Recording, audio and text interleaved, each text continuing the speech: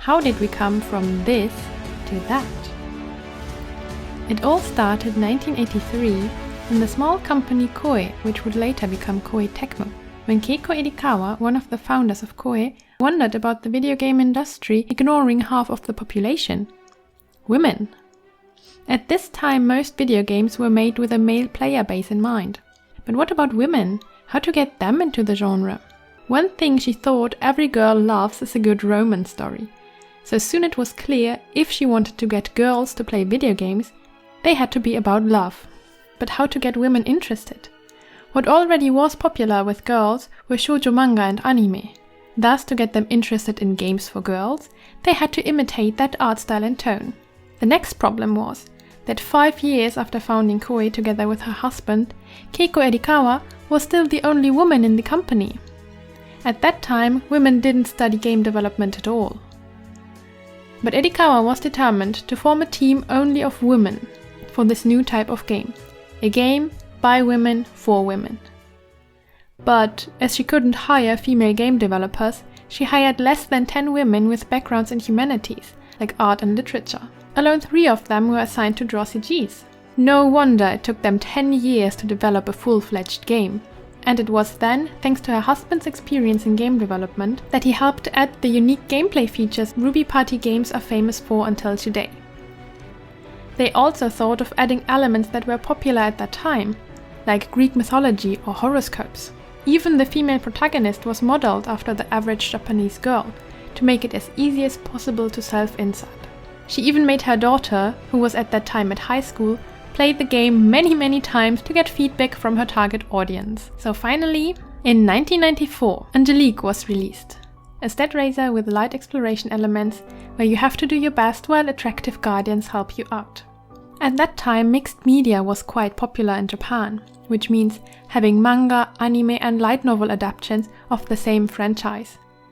As the game itself initially wasn't voiced, they started organizing voice actor events and producing drama CDs to tell even more stories outside the game's main story, to draw even more fans into the Angelique universe. Though players were skeptical at the beginning, they were quickly drawn in and got even positive feedback from male fans.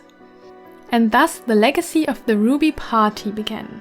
A team of women to make games for women.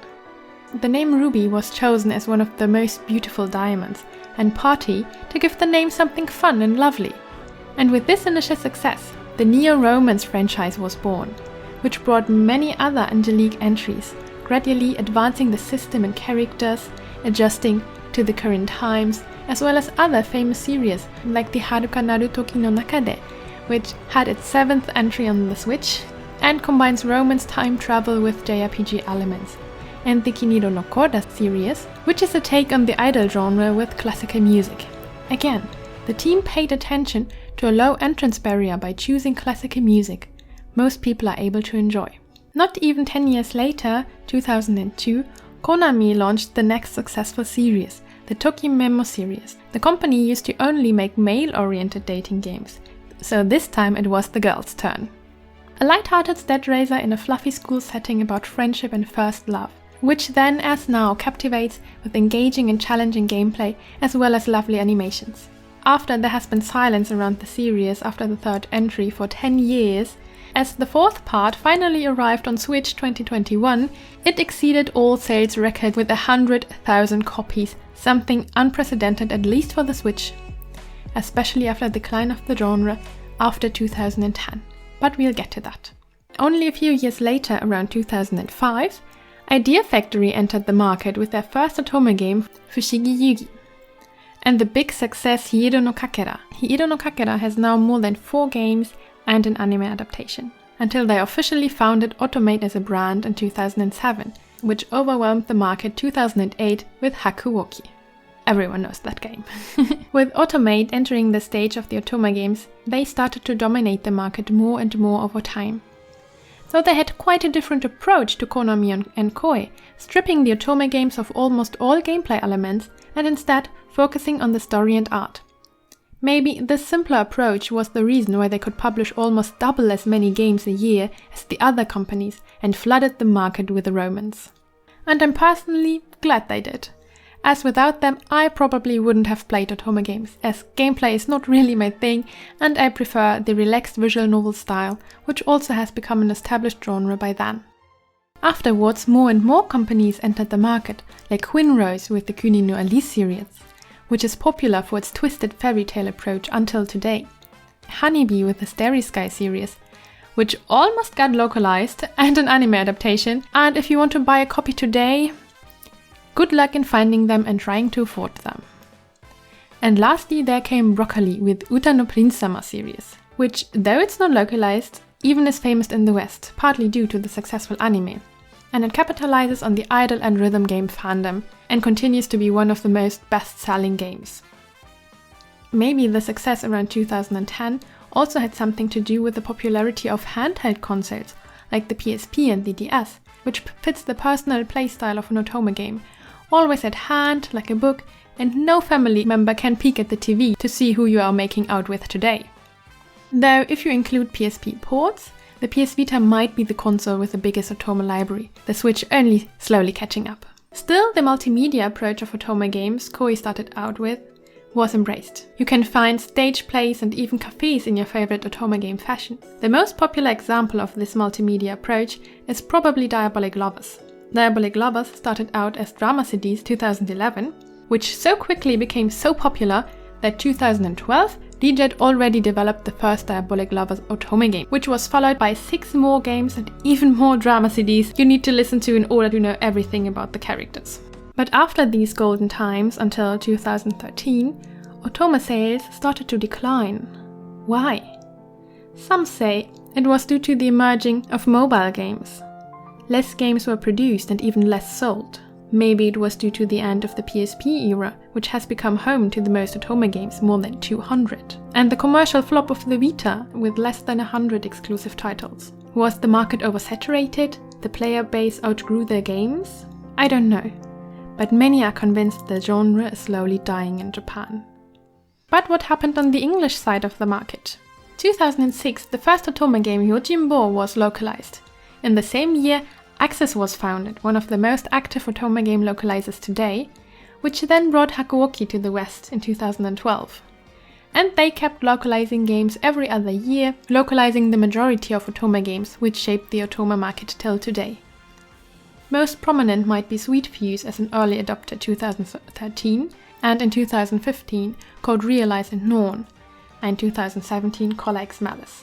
And then one certain game disrupted the market. That was Mystic Messenger 2016. With its free-to-play model on mobile and the unique, highly engaging chat and phone call functions, it brought many new fans into the genre, who didn't own a console, or for who the $50 price point for many games was just too much. If your first Otome game wasn't Hakuouki or Amnesia, which was localized 2015 by Idea Factory International, then there's a chance it was Mystic Messenger. In general, around this time, mobile Otome games became rather huge, like by D3 or Voltage, who later ported their games also to the Switch. You may think of mobile games whatever you want, but they certainly lowered the entrance barrier and let new people try out this exciting genre at no cost. Except your time and risk of falling in a gacha or paper chapter pitfall. But until the Switch came out, the Vita was the ultimate Otome machine for English as well as Japanese titles, being home to 15 localized Otome games, which was considered much, until 2020.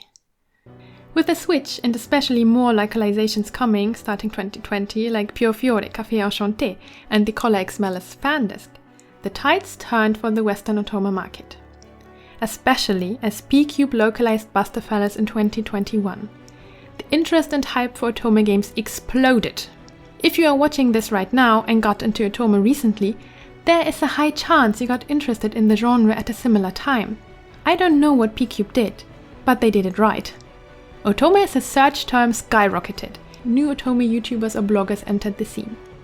Maybe it was also due to the pandemic that social interactions were scarce. People had more time to play and felt the urge to connect at least virtually. And what could be better than an Otome game at this moment? I don't know the reason, but it's certain that this hype marked a turning point for the genre and its popularity in the West. In this year also came Olympia, Soirée and Cupid Parasite, big hits in Japan and in the West, as well as almost innumerable announcements of games and the flood of new game localizations doesn't seem to cease. It is unarguably the best era to be an Otome gamer in the West. That was the past. What about the future of Otome games? Though in Japan sales seem to decline since 2013, most recent releases could hint at a brighter future. The sales of good old classics, which have been popular since the 90s, like the Tokimemi, Angelique or Harukanaru series, are still bringing in the most sales. And especially Tokimemi 4 showed the huge interest in and potential of these games.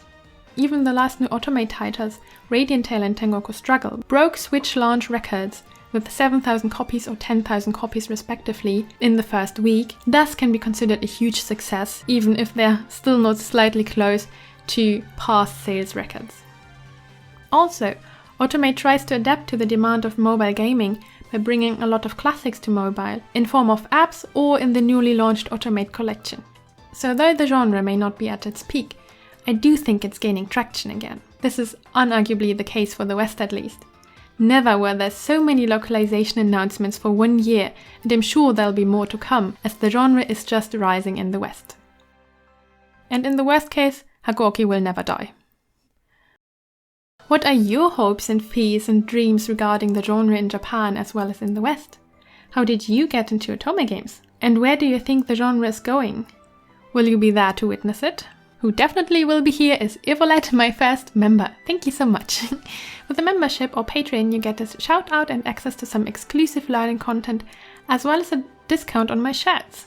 As so far the ad revenue doesn't even cover my expenses, and $1 is as valuable as 1,000 clicks. And also thanks to everyone who gave me input and their impressions about the history of Otome games in the Discord. If you're interested in how the Otome community is today, watch this video to learn how crazy we are and how much we need the success of Otome games to continue.